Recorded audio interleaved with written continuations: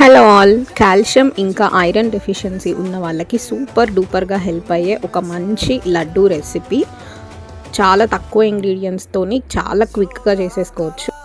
First నెయ్యిలో dry fruits మీ దగ్గర ఏవి అవైలబుల్లో ఉంటే అవి వేసేసుకోవచ్చు. కాజు కానీ, బాదం, వాల్నట్, పిస్తా, కిస్మిస్ ఇలా ఏవి అవైలబుల్లో ఉంటే అవి వేసేసుకొని నెయ్యిలో ఫ్రై చేసేసుకోవాలి. అండ్ తర్వాత అది మిక్సీ జార్లోకి వేసేసుకొని ఒక్కసారి బ్లెండ్ చేసుకోవాలి.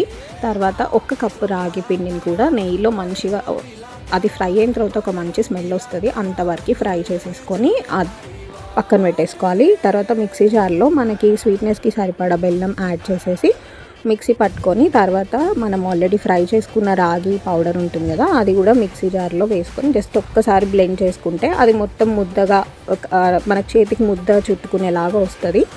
తర్వాత మొత్తం ప్లేట్లోకి ట్రాన్స్ఫర్ చేసుకొని నెయ్యి వేసుకొని లడ్డూ చేసుకోవడమే.